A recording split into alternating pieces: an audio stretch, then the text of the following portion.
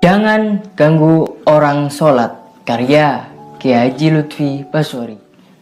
Konon, Abu Jahal salah seorang tokoh kafir Quraisy. Seperti pada umumnya mereka, sangatlah benci kepada Nabi Muhammad SAW. Ia bersama kawan-kawannya senantiasa berusaha menghalang-halangi dakwah Nabi SAW dalam menyebarkan agama Islam di tengah-tengah masyarakat. Bahkan Abu Jahal yang memiliki panggilan Abu Hakam ini selalu berusaha mengganggu dan membatalkan pelaksanaan ibadah yang dijalankan oleh Nabi SAW maupun umat Islam.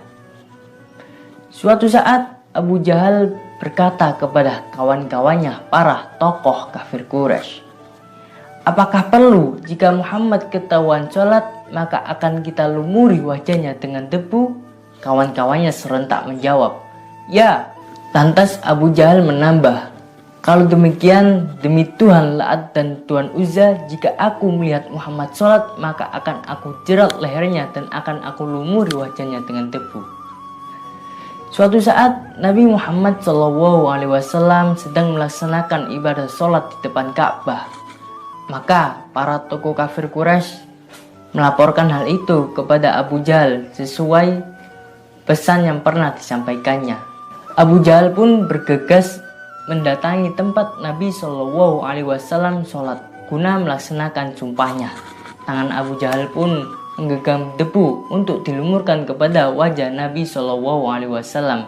Sedangkan Nabi SAW sendiri masih dalam kekhusyuan menjalankan ibadah sholat.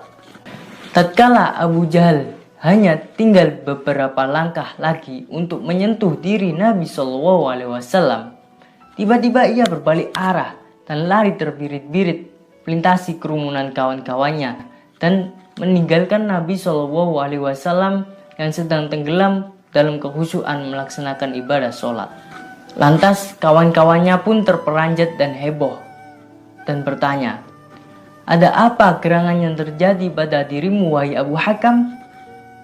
Abu Hakam menjawab, "Tiba-tiba saja aku melihat di antara aku dan Muhammad itu ada jurang yang terdiri di dalamnya api, dan aku melihat sayap besar yang hampir-hampir menyambarku."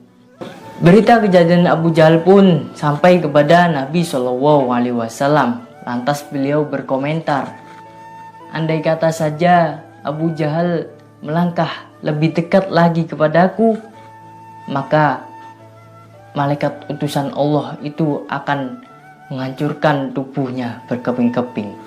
Riwayat ini tertera dalam kitab Sahih Bukhari dan Sahih Muslim, jadi dapat dipertanggungjawabkan kebenarannya oleh umat Islam. Sekalipun kronologi riwayat ini adalah untuk Abu Jahal dan penyebab turunnya ayat Ara'aital ladzi yanha abdan idza shallah, yang artinya kurang lebih, bagaimana pendapatmu tentang seseorang, yaitu Abu Jahal, yang melarang seorang hamba, yaitu Nabi Muhammad SAW melaksanakan ibadah sholat.